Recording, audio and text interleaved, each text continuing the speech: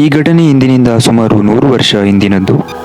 30 ಜನವರಿ 1925ರಂದು ಅಮೆರಿಕದ ಕ್ಯಾಂಟಕಿ ರಾಜ್ಯದಲ್ಲಿ ಒಬ್ಬ ಕೇವ್ ಎಕ್ಸ್ಪ್ಲೋರರ್ ಫ್ಲಾಯ್ಡ್ ಕೋಲಿನ್ಸ್ ಒಂದು ಗುಹೆಯನ್ನು ಎಕ್ಸ್ಪ್ಲೋರ್ ಮಾಡಲು ಹೋಗುತ್ತಾನೆ. ಈ ಗುಹೆಯ ದಾರಿ ತುಂಬ ಸಣ್ಣವಾಗಿತ್ತು. ಎಷ್ಟು ಸಣ್ಣದು ಎಂದರೆ ಒಬ್ಬ ವ್ಯಕ್ತಿ ಕೇವಲ ಜರುಗುತ್ತಾ ಇದರೊಳಗೆ ಸಾಗಬೇಕಿತ್ತು. ಗುಹೆಯಲ್ಲಿ ತುಂಬ ಕತ್ತಲಿತ್ತು. ಅದಕ್ಕೆ ಫ್ಲಾಯ್ಡ್ ಅವನ ಜೊತೆ ಲ್ಯಾಂಟರ್ನ ತೆಗೆದುಕೊಂಡು ಹೋಗಿದ್ದ. ಈ ಗುಹೆಯಲ್ಲಿ ಫ್ಲಾಯ್ಡ್ ಮುಂದೆ ಮುಂದೆ ಸಾಗುತ್ತಾ ಒಂದು ಪಾಯಿಂಟ್ಗೆ ತಲುಪುತ್ತಾನೆ.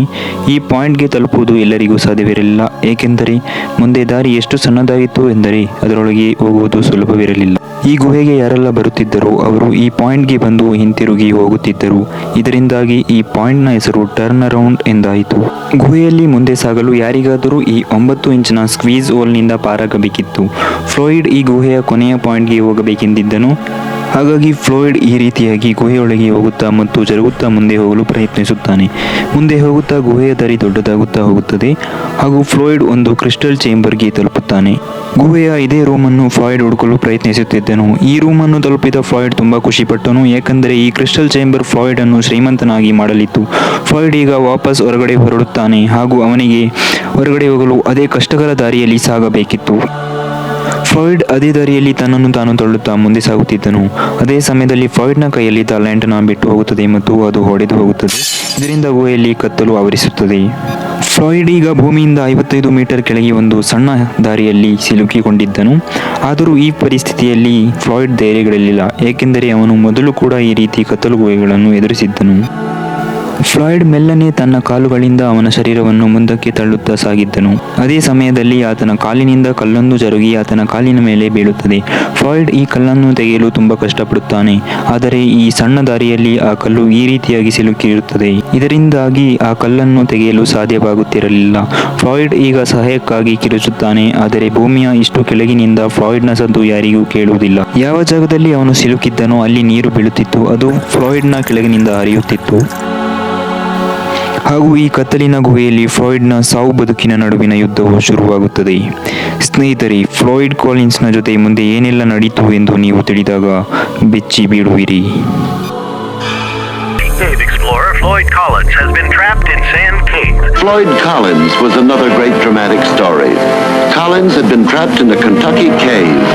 Collins was negotiating a small cavern tunnel when he was pinned by fallen rocks and debris at 10 a.m. on Friday morning. 1920ರ ದಶಕದಲ್ಲಿ ಅಮೆರಿಕದಲ್ಲಿ ಭೂಮಿಯ ಕೆಳಗಿರುವ ಗುಹೆಗಳನ್ನು ಹುಡುಕುವುದು ಒಂದು ಟ್ರೆಂಡ್ ಆಗಿತ್ತು. ಜನರು ತಮ್ಮ ತಮ್ಮ ಹೊಲಗಳಲ್ಲಿ ಹಗಿದು ನೋಡುತ್ತಿದ್ದರು, ಎಲ್ಲಾದರೂ ಅವರ ಹೊಲಗಳಲ್ಲಿ ಸುರಂಗವಿರಬಹುದಾ ಎಂದು. ಎಲ್ಲಾದರೂ ಸುರಂಗ ಸಿಕ್ಕರೆ ಅದರ ಮಾಲೀಕರಂತೂ ಶ್ರೀಮಂತರಾದಾಗೆ, ಯಾಕಂದರೆ ಆ ಸಮಯದಲ್ಲಿ ಯಾರ ಬಳಿಯಾದರೂ ಗುಹೆಗಳಿದ್ದರೆ ಆ ಸ್ಥಳವು ಒಂದು ಟೂರಿಸ್ಟ್ ಜಾಗವಾಗುತ್ತಿತ್ತು. ಸುರಂಗದ ಮಾಲೀಕನು ಸುರಂಗವನ್ನು ತೋರಿಸಲು ಹಣವನ್ನು ಪಡೆಯುತ್ತಿದ್ದನು. ಯಾರ ಸುರಂಗ ನ್ಯಾಚುರಲ್ ಹಾಗೂ ಸುಂದರವಾಗಿರುತ್ತದೋ ಅವರಿಗೆ ಟೂರಿಸ್ಟ್ಗಳು ಅಷ್ಟೇ ಜಾಸ್ತಿ ಹಣವನ್ನು ನೀಡಲು ಸಿದ್ಧರಿದ್ದರು. ಆ ಸಮಯದಲ್ಲಿ ಈ ಬಿಸ್ನೆಸ್ ಅಮೆರಿಕದಲ್ಲಿ ಬಹಳ ಜೋರಾಗಿ ನಡೆಯುತ್ತಿತ್ತು. ಒಬ್ಬ ಯುವಕ ಫ್ಲಾಯ್ಡ್ ಕೋಲಿನ್ಸ್ನ ಒಂದು ಕನಸಿತ್ತು, ಅದು ಇವನ ಬಳಿಯೂ ಒಂದು ಸುರಂಗವಿರಬೇಕೆಂದು, ಇದರಿಂದ ಅವನಿಗೆ ಒಂದು ಹಣದ ಮೂಲವಾಗಬೇಕೆಂದು ಮತ್ತು ಅವನ ಮನೆಯ ಆರ್ಥಿಕ ಪರಿಸ್ಥಿತಿ ಸುಧಾರಿಸಿಕೊಳ್ಳಲು. ಫ್ಲಾಯ್ಡ್ ಕೋಲಿನ್ಸ್ ಅವನ ಅಣ್ಣನೊಂದಿಗೆ ಸೇರಿ ಸುರಂಗದ ಹುಡುಕಾಟದಲ್ಲಿ ತಮ್ಮ ಹೊಲವನ್ನು ಸಂಪೂರ್ಣವಾಗಿ ಹಗಿದು ಹಾಕಿದರು ಹಾಗೂ ಕೊನೆಗೂ ಆತನಿಗೆ ಒಂದು ಸುರಂಗವು ಸಿಕ್ಕುತ್ತದೆ. ಫ್ಲಾಯ್ಡ್ ಕೋಲಿನ್ಸ್ ಜನರನ್ನು ಆಕರ್ಷಿಸಲು ಪ್ರಾರಂಭಿಸಿದ ತನ್ನ ಸುರಂಗವನ್ನು ನೋಡಲೆಂದು. ಆದರೆ ಒಂದು ತೊಂದರೆ ಇತ್ತು. ಫ್ಲಾಯ್ಡ್ ಕೋಲಿನ್ಸ್ನ ಸುರಂಗವು ಮೇನ್ ರೋಡ್ನಿಂದ ತುಂಬ ಕಿಲೋಮೀಟರ್ ಒಳಗಿತ್ತು ಹಾಗೂ ಮೇನ್ ರೋಡ್ನಲ್ಲಿ ಮೊದಲೇ ಹಲವು ಸುರಂಗಗಳಿದ್ದವು. ಅದಕ್ಕೆ ಹೆಚ್ಚಾಗಿ ಜನರು ಅಲ್ಲಿಗೆ ಹೋಗುತ್ತಿದ್ದರು ಮತ್ತು ಫ್ಲಾಯ್ಡ್ನ ಸುರಂಗವನ್ನು ನೋಡಲು ಯಾರೂ ಹೋಗುತ್ತಿರಲಿಲ್ಲ. ಈ ಸಮಸ್ಯೆಯಿಂದ ಹೊರಬರಲು ಫ್ಲಾಯ್ಡ್ ಕೋಲಿನ್ಸ್ ಒಂದು ಉಪಾಯವನ್ನು ಹುಡುಕಿದ. ಏನೆಂದರೆ ರೋಡ್ ಸೈಡ್ನಲ್ಲಿರುವ ಒಂದು ಸುರಂಗದ ಮಾಲೀಕನೊಂದಿಗೆ ಪಾರ್ಟ್ನರ್ಶಿಪ್ ಮಾಡಲು. ಹಾಗೂ ಅವನು ಒಬ್ಬ ಸುರಂಗದ ಮಾಲೀಕನನ್ನು ಭೇಟಿಯಾಗುತ್ತಾನೆ ಹಾಗೂ ಕೇಳುತ್ತಾನೆ ಅವನು ಆತನ ಸುರಂಗವನ್ನು ನೋಡಿಕೊಳ್ಳುತ್ತೇನೆಂದು ಮತ್ತು ಸುರಂಗವನ್ನು ನೋಡಲು ಬರುವವರಿಗೆ ಸುರಂಗ ತೋರಿಸುವುದಾಗಿ ಮತ್ತು ಪ್ರಾಫಿಟ್ನಲ್ಲಿ ಕೆಲವು ಭಾಗ ಆತನಿಗೆ ನೀಡುವಂತೆ. ಸುರಂಗದ ಮಾಲೀಕನಿಗೆ ಫ್ಲಾಯ್ಡ್ನ ಮಾತು ಸರಿ ಎನಿಸಿತು. ಅವನಿಗೂ ಇದರಲ್ಲಿ ಲಾಭ ತಿಳಿಯಿತು. ಈಗ ಮಾಲೀಕನಿಗೆ ಸುರಂಗ ತೋರಿಸಲು ಸಮಯ ವ್ಯರ್ಥ ಮಾಡಬೇಕಿಲ್ಲ ಮತ್ತು ಫ್ಲಾಯ್ಡ್ ಈತನ ಸುರಂಗವನ್ನು ನೋಡಿಕೊಳ್ಳುತ್ತಾನೆ. ಫ್ಲಾಯ್ಡ್ ಸುರಂಗದ ಮಾಲೀಕನಿಗೆ ತಿಳಿಸುತ್ತಾನೆ, ನಾನೊಮ್ಮೆ ಸಂಪೂರ್ಣವಾಗಿ ಸುರಂಗವನ್ನು ನೋಡಿ ಅದರ ಮಾಪನವನ್ನು ತಿಳಿದುಕೊಳ್ಳುತ್ತೇನೆಂದು, ಇದರಿಂದ ನಾನು ಜನರಿಗೆ ಸುರಂಗವನ್ನು ತೋರಿಸಲು ತೊಂದರೆ ಆಗದಿರಲೆಂದು. ಫ್ಲಾಯ್ಡ್ ಹಾಗೂ ಅದರ ಮಾಲೀಕನಿಗೆ ಚೆನ್ನಾಗಿ ತಿಳಿದಿತ್ತು, ಸುರಂಗದಲ್ಲಿ ಟರ್ನ್ ಅರೌಂಡ್ ಎಂಬ ಒಂದು ರೂಮ್ ಇದೆ, ಅದರ ಮುಂದಕ್ಕೆ ಯಾರೂ ಹೋಗುವುದಿಲ್ಲ. ಆ ಸಮಯದಲ್ಲಿ ಜನರು ಕ್ರಿಸ್ಟಲ್ ಗುಹೆಗಳನ್ನು ನೋಡಲು ಇಚ್ಛಿಸುತ್ತಿದ್ದರು ಮತ್ತು ಹೆಚ್ಚಾಗಿ ಹಣ ನೀಡಲು ತಯಾರಾಗಿದ್ದರು.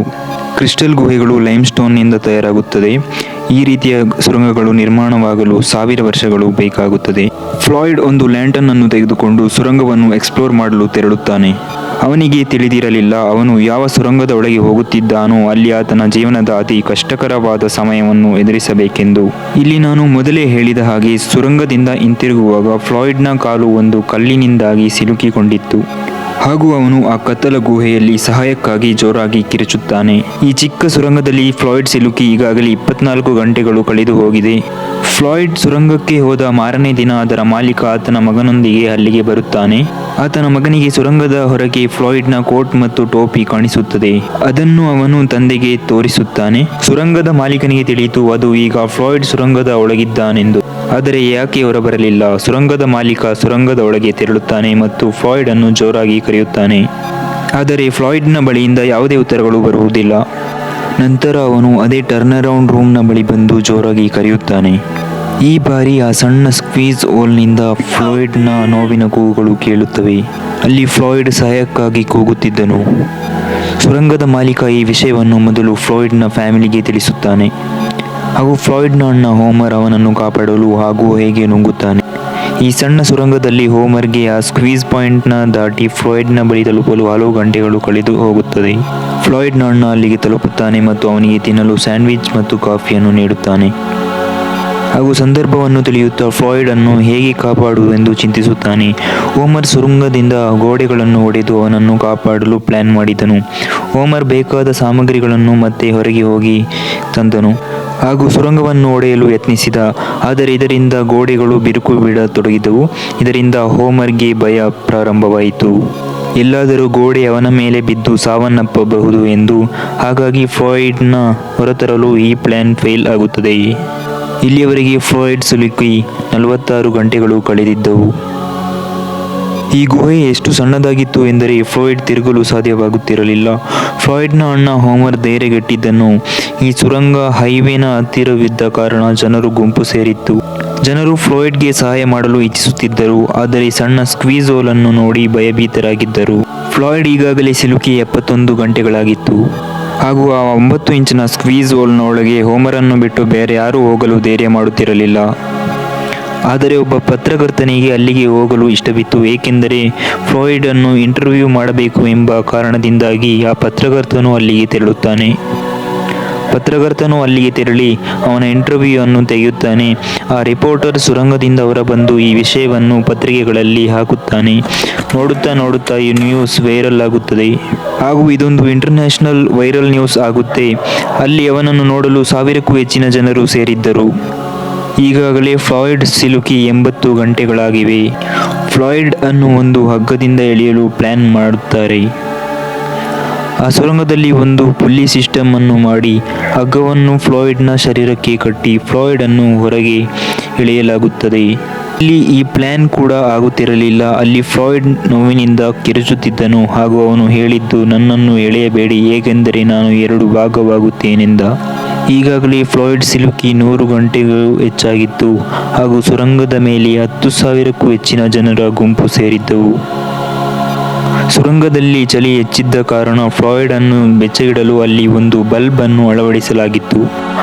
ಸಮಯವು ಸಾಗುತ್ತಿತ್ತು. ಫ್ಲಾಯ್ಡ್ ಅನ್ನು ಹೊರತರಲು ಯಾವುದೇ ಉಪಾಯ ಕಾಣುತ್ತಿರಲಿಲ್ಲ ಹಾಗೂ ಫ್ಲಾಯ್ಡ್ ಅಲ್ಲಿ ಸಿಲುಕಿ 115 ಗಂಟೆಗಳು ಆಗುತ್ತದೆ.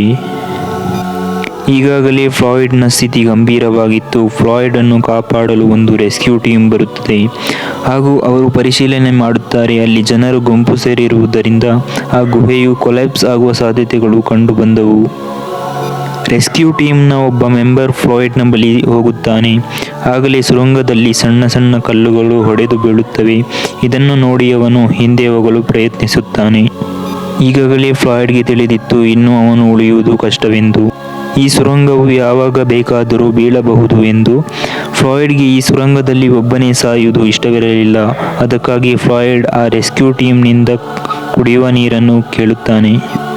ಆದರೆ ಫ್ಲಾಯ್ಡ್ನ ಕೆಳಗೆಯೇ ನೀರು ಹರಿದು ಹೋಗುತ್ತಿತ್ತು ಹಾಗೂ ಇಷ್ಟು ದಿನಗಳು ಫ್ಲಾಯ್ಡ್ ಅದರಿಂದ ನೀರನ್ನು ಕುಡಿಯುತ್ತಿದ್ದ.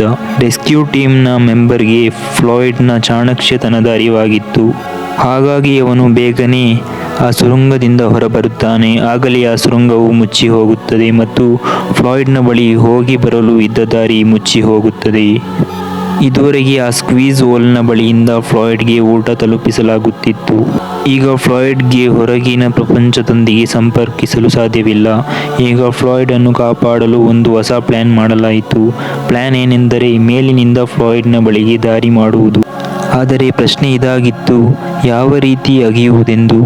ಮಷಿನ್ಗಳನ್ನು ಉಪಯೋಗಿಸಿ ಅಗಿದರೆ ಬೇಗನೆ ಫ್ಲಾಯ್ಡ್ ಬಳಿ ತಲುಪಬಹುದಿತ್ತು.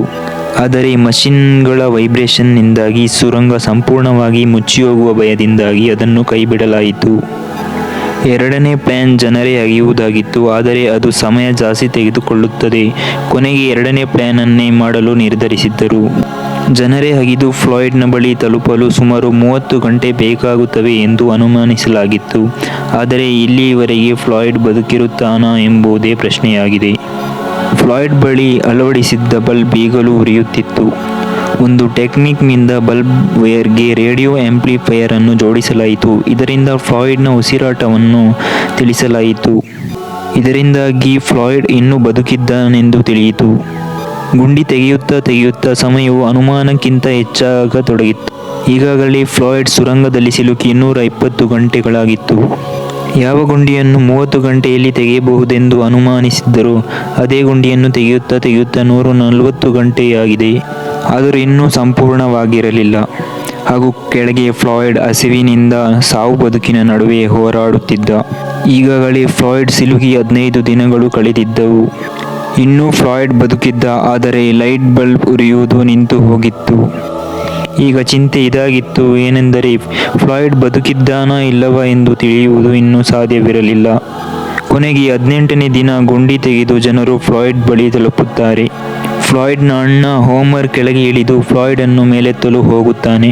ಅಲ್ಲಿಗೆ ಹೋಗಿ ತಿಳಿಯುತ್ತದೆ ಫ್ಲಾಯ್ಡ್ ಇನ್ನೂ ಬದುಕಿಲ್ಲವೆಂದು. ಅವನು ಆತನ ಜೀವವನ್ನು ಕಳೆದುಕೊಂಡಿದ್ದ. ಫ್ಲಾಯ್ಡ್ನ ಕಾಲು ಸಿಲುಕಿಕೊಂಡಿದ್ದ ಕಲ್ಲು ಬರೋಬ್ಬರಿ 27 kg ಇದ್ದವು. ಹಾಗೂ ಅದೊಂದು ಕಲ್ಲಾಗಿರಲಿಲ್ಲ, ಮಣ್ಣಿನ ಒಂದು ಭಾಗವಾಗಿತ್ತು. ಆ ಸುರಂಗ ಎಷ್ಟು ಸಣ್ಣದಿತ್ತೆಂದರೆ ಫ್ಲಾಯ್ಡ್ ಆ ಕಲ್ಲನ್ನು ಒಡೆದು ಹಾಕಲು ಸಾಧ್ಯವಾಗಲಿಲ್ಲ. ಇದನ್ನು ನೋಡಿದರೆ ಆ ಕಲ್ಲು ಯಾಕೋ ವರ್ಷಗಳಿಂದ ಫ್ಲಾಯ್ಡ್ ಅನ್ನು ಕಾಯುತ್ತಿತ್ತೇನೋ ಎಂದು ಅನಿಸುತ್ತದೆ. ಈ ರೀತಿ ಹೆಚ್ಚಿನ ವಿಡಿಯೋಗಾಗಿ ನಮ್ಮ ಚಾನಲನ್ನು ಸಬ್ಸ್ಕ್ರೈಬ್ ಮಾಡಿಕೊಳ್ಳಿ.